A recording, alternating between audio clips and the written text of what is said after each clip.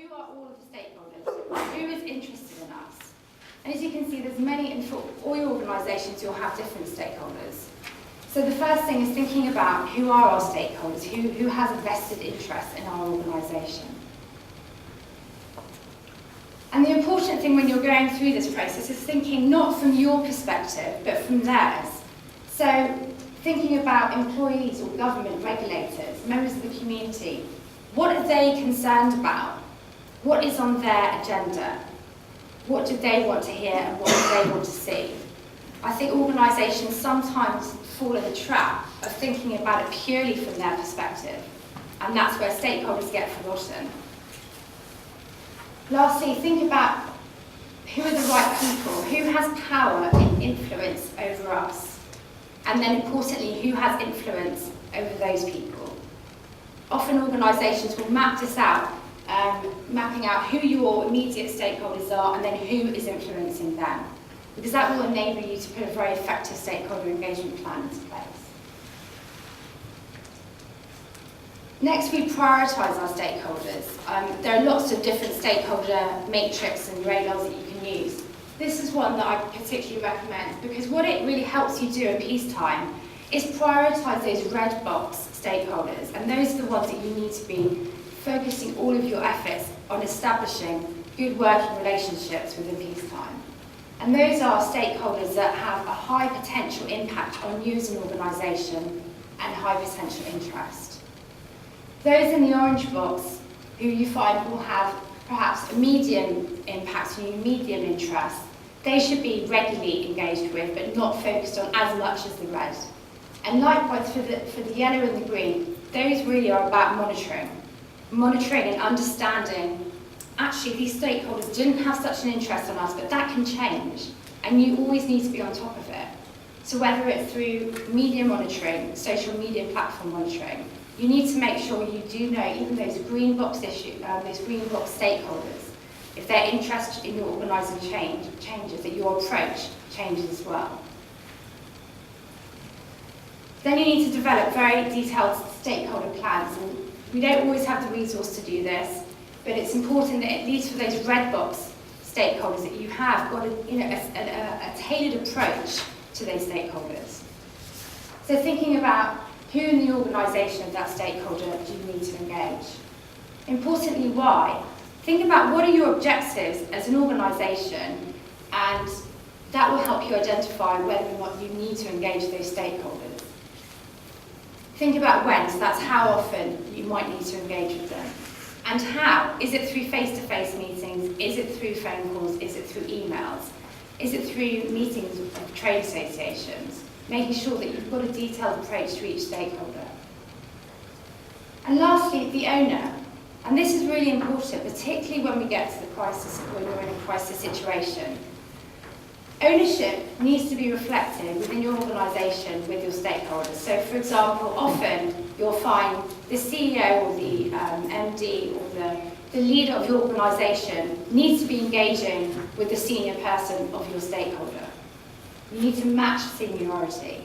But equally, it might be the communications person is then talking to the communications person of your stakeholder organisation.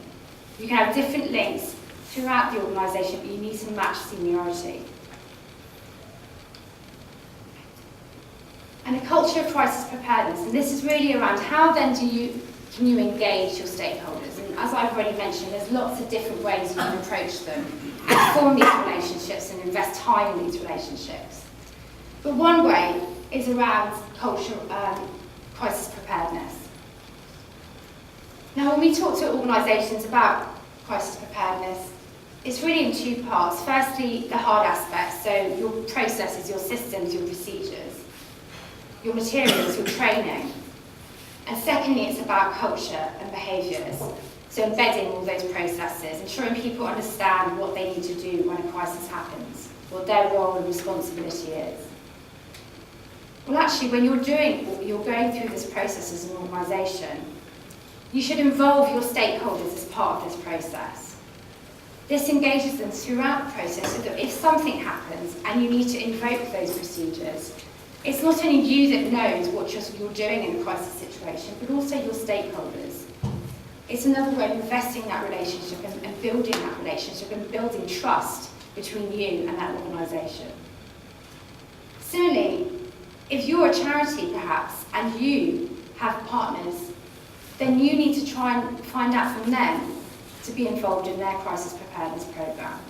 Because I really believe that actually it's up to all partners to try and engage and build that trust and build that relationship before a crisis happens. So a crisis has happened, the media is knocking at your door. They'll be going to lots of different people. Whether you're the centre of the crisis or whether your partner is the centre of the crisis of your organisation, you will be asked to comment. And I think really the objective of building on those relationships that you've built in peacetime is that stakeholders can be your advocates. So we've heard already about employees. Well, any crisis situation, they must be a priority. Because any employee that's in an organisation that's being involved in a crisis, is in the media spotlight, is being talked about, will be asked for their opinion. They want to feel credible, they want to feel well informed, they want to know that their organisation is doing the right thing.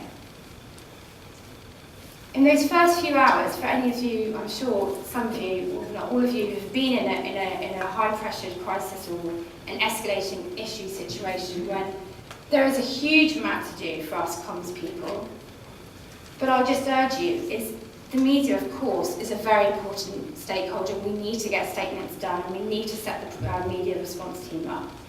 But actually invest that time as well to, again, identify and prioritise your stakeholders. Depending on the issue, depending on the crisis you're facing, they will differ. Develop an approach, exactly like you would in peacetime, and establish a way of working with them. So if it's quite a high-profile issue you're facing, you may need to be speaking to them 4 or 5 times a day. Establish that working pattern with them. Establish with them, what do they need to know from you? What position statements do they need? What key facts do they need?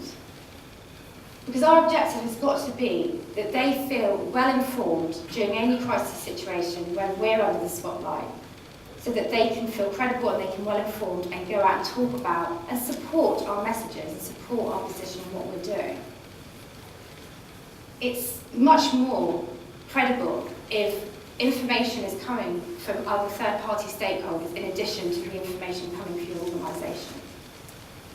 And often, if they are approached by the media or indeed other stakeholders, and they don't have that information, again, that lack of trust will build. And as I said before, once there's a lack of trust and people become angry with an organisation because of their lack of response, that's when there is a threat of reputation damage and ultimately your licence to operate.